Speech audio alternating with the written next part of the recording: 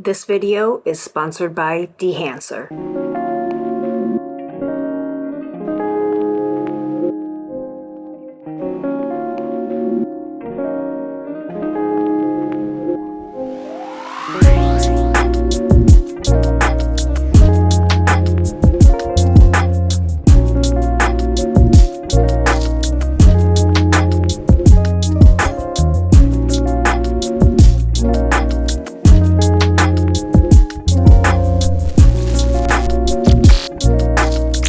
Over the years, in my opinion, I think video editing has become more and more popular. And there's a ton of video editing softwares out there, and everyone has their favorite. But along with video editing software, there's also tons of plugins for you to try. My favorite plugin that I've been using lately is Dehancer. So what is Dehancer? Dehancer is a plugin for many different video editing software such as Final Cut Pro 10, which I personally use, Adobe Premiere Pro, and also DaVinci Resolve. Dehancer lets you make your footage look like film. Yes, film. The installation process is fairly easy, and after you get it installed, you can get your footage to look like different film stocks. It comes with over 60 different film stocks, along with a bunch of other tools, allowing you to get that perfect look that you're going for. After playing around with it for the past couple of weeks, I found some film stocks that I personally really like. I've shot a few different clips using my Sony ZV-E1 and DJI Osmo Pocket 3, both in log and regular Rec 709 footage, so you can see what it looks like. I now have Final Cut Pro 10 open, which is the software that I use to edit all my videos, and I brought in a couple different clips. Some are shot on the Sony ZV-E1 as well as the DJI Osmo Pocket 3. So for this first clip here, it's shot with the ZV-E1, and there's a couple different ways of how you can add Dehancer to the clip. The first way is after you install it, go down and find Film Emulation in your installed effects, and just click on Dehancer and drag it right over the clip. And the second way, which is the way that I prefer to do it, is if you have an adjustment layer, add it on top of the adjustment layer. And there's tons of different free adjustment layers out there. Motion VFX offers one. Once you have Dehancer on your video clip, the first tab is going to be input. So I shot this on the Sony, so I'll hit choose camera, then I'll choose Sony, and then the ZV-E1. And I did shoot this in S-Log3, so it comes up right there. And then you'll notice that there's these blue check marks. That means that you're enabling or disabling the effect. So what I technically like to do is go through and disable them and then enable them as I'm actually going through and editing. All right, so the first thing is you can adjust your exposure compensation if you didn't nail it in camera, as well as the temperature, tint, so you can go more towards the greens or the magentas. And then the next section is where the fun really comes into play. And this is where you can add your different film emulations. Make sure you enable the check mark, and then Dehancer offers over 60 different film emulations that you can play around with. Some of my favorites are going to be the Fuji ones, but I do like some of the Kodak ones as well. I'll go through and I'll show you. So I like the Kodak, this one here, the Kodak Aerocolor 125. I do like that look. And I also like the Kodak Ektachrome, let's see, this one here. I also like that look, but then some of my favorites are going to be the Fuji ones, which is the Fuji 100 and also the Fuji C200. So we'll just use the Fuji 100 for this example. What the push and pull does is it allows you to adjust the colors more towards the cooler tones or the warmer tones. I think it was pretty good where it was at, so I'll just reset that. The next section is Film Developer. Make sure you enable it, and you can either boost the contrast or soften it up. I think I'll boost it just a little bit. And then the gamma correction will allow you to adjust the shadows and the highlights. So I think I'll pull it down just a little bit. In color boost, just add saturation. I think it was pretty good where it was at, so I'm gonna leave that. at 0. The next section here is film compression. Make sure you enable it. And what this does is it compresses the highlights. So if you look here, you can kind of see it up here a little bit. And the tonal range affects the midtones, which you can kind of see here. I think I'll leave it right there. And the next section here is expand, and this allows you to further adjust the contrast. See how it's making it way more contrasty and less? So I think I'll put it right there. And the print section here allows you to choose different film paper. So it'll give you that look. I kind of like the Kodak glossy look, but you can go through and play with that. Yeah, so this looks kind of good here.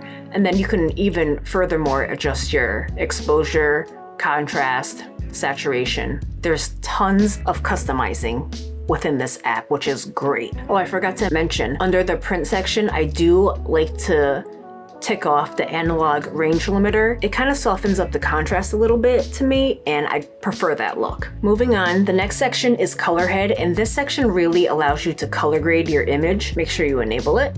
See what it's doing here? You can really color grade things here, but I'm gonna reset it so you can just see what it's actually doing. Now these next couple sections allow you to get really creative. There's film grain, halation, and bloom, which all the sections I kind of like to use.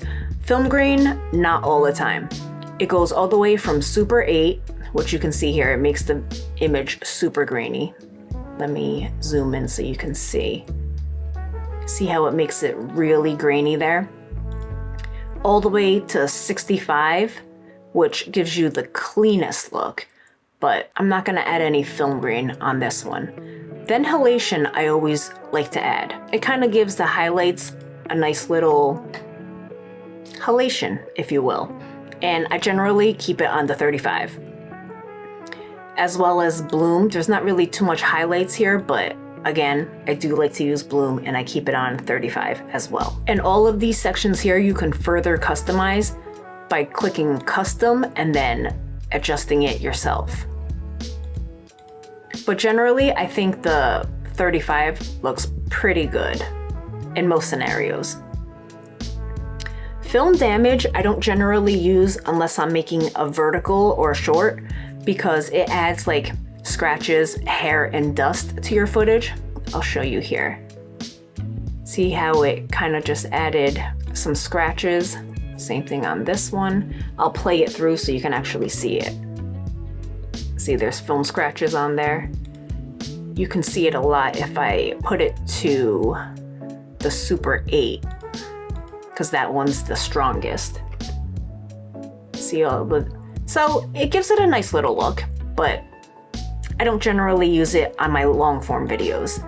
And then film breath. The next section is film breath, and I don't use this section at all because it completely changes the colors of my footage, and that's not really what I want to do. Gate weave can be useful in a lot of situations because it kind of adds like a camera shake, if you will. I film most of my videos handheld anyway, so there's a little bit of camera shake, so I don't use that at all either.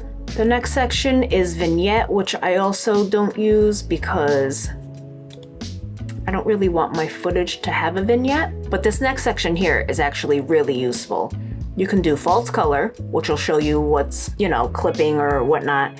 And then the clipping indication is also really useful because it'll show you, if you're familiar with editing photos in Lightroom, it's the same kind of thing. It'll show you where the blacks are clipping as well as the whites or the highlights. So that can be really useful. The next section, which I absolutely love about this program, is if you like the way it looked, so we'll just play it through real quick. Colors look pretty good. So if you like it, then you can actually export the LUT. So I'll change it to 33, export LUT, and I'll just name this one Fuji 100 LUT. And I'm not actually sure if it works if you don't have Dehancer. But what I'll do is I'll put the LUT for free in my store for you guys to download and try out. If it works if you don't have Dehancer, please drop a comment down below and let me know. I'm really curious to know that. Here's another clip shot on my Sony ZV-E1. So what I'll do is I'll just add that LUT that I just made. So let me go up here, choose a custom LUT, and here's the one I just made, and I'll just put it on top. And there we go. Looks pretty good.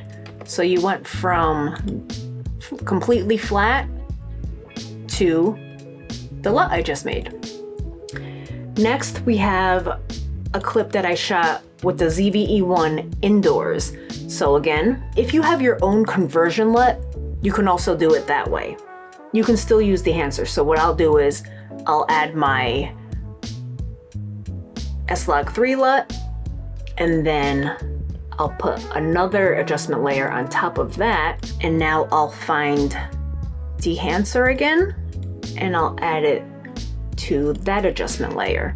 Now, instead of choosing the source, just leave it at Rec 709 and it'll apply the LUT that you have underneath it. So let's untick them all and then see what we like. So this is Kodak. Let's try one of the other Kodaks that I like. I like the arrow color. Let's see that one. So that looks pretty good. And remember, you can adjust it even more using the push and pull. Let's see what the Ektachrome looks like. That might look a little better. Yeah, that looks good there. And again, you can adjust the contrast if you want. I think it looked pretty good the way it was. Film compression, and you just go through and you play with these. Just make sure you enable it, or else you won't see what it's actually doing. Let's see what print looks like here. If we choose the glossy paper, darkens it up quite a bit, but you can just play with the exposure. Let's see what the 2383 looks like. That makes it a little too dark for me, but I think that looks pretty good. Let's put the halation on here because there definitely is a light source here. And again, you can just go through and see what the different ones make your footage look like and choose what you like from there. Let's see, bloom. Oh yeah, that looks good. Let's see what 8 would look like. Actually, that doesn't look bad. I like bloom. It might be a little too strong. Let's see what 16. 35 is probably the most natural. Again, I don't use film breath because it changes the colors. Gate weave I'm not going to use because it's just going to add camera movement, and I think that looks pretty good. But we can disable all these, and I will throw on the LUT that we just made, and let's see how that looks on this clip.